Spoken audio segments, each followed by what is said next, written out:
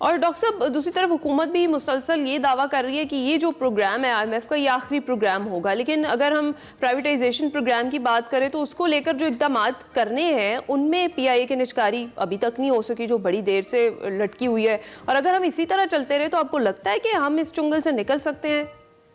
देखिए, ये अब स्टेटमेंट पॉलिटिकल तो हो सकती है, तमाम पार्टीज हैं उनकी तरफ से, ऑलमोस्ट जो भी पार्टी हुकूमत में आती रही हैं उनकी तरफ से ये स्टेटमेंट आती रही है कि ये आखिरी प्रोग्राम है। आखिरी प्रोग्राम उस वक्त हम कह सकते हैं जब इकोनॉमिक फंडामेंटल भी नजर आ रहे हो कि वाकई ये आखिरी प्रोग्राम है।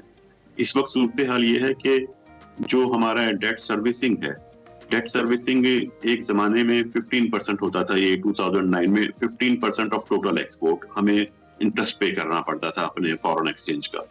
अब वो एक्सपोर्ट का जो 15% था वो 40% से ज्यादा हो गया है।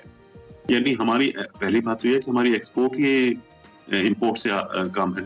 आखिरी प्रोग्राम ये उस वक्त में यकीनी तौर पे मान लेता अगर हमारी एक्सपोर्ट हमारी इंपोर्ट से डबल होती, लेकिन हमारी एक्सपोर्ट जो है वो तो इंपोर्ट का हाफ है, आधा है। हमें उसका भी एक्सपोर्ट हमारी जितनी आती है वो उनका टोटल जो अमाउंट बनता है, जो हमें इंटरेस्ट पे करना पड़ता है, वो उसके 40% से ज्यादा तो वो उसमें चला जाता है। तो अच्छा, एक्सपोर्ट का पूरा उसमें जाता है, कोई भी फिर भी 40% होता है। यानी हमें डेट लेने के लिए फिर मजीद डेट लेना पड़ता है और इंपोर्ट के लिए भी हमें फॉरेन एक्सचेंज रिजर्व चाहिए। तो ये सूरत हाल बन नहीं रही। ये स्टेटमेंट उस वक्त तक रिलायबल नहीं होगी जब तक इकोनॉमिक फंडामेंटल इसको सपोर्ट नहीं करेंगे।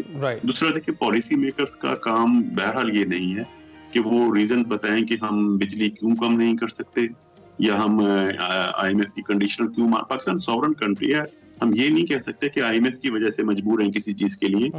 एक्चुअली हम खुद मजबूर हैं, हमारे इकोनॉमिक फंडामेंटल हमें सपोर्ट नहीं कर रहे। IMF का प्रोग्राम अगर नहीं भी होगा, IMF पे डाल देते हैं सर।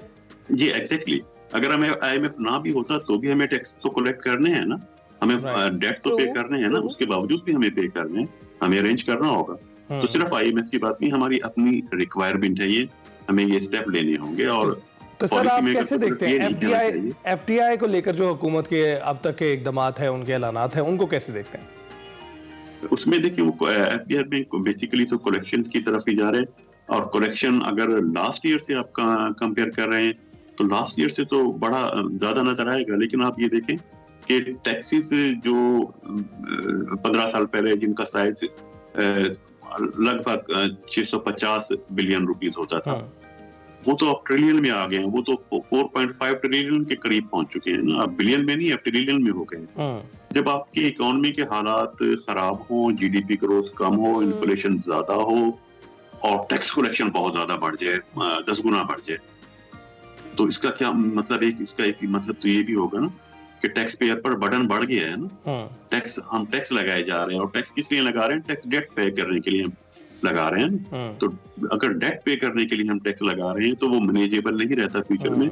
फिर हमें बोरोइंग मजीद करनी पड़ती है। फिर हम नहीं कह सकते कि हमें IMF के पास या दूसरी लैंडिंग एजेंसीज के पास नहीं जाना पड़ेगा, हमें फिर जरूरत पड़ेगी जाना पड़ेगा।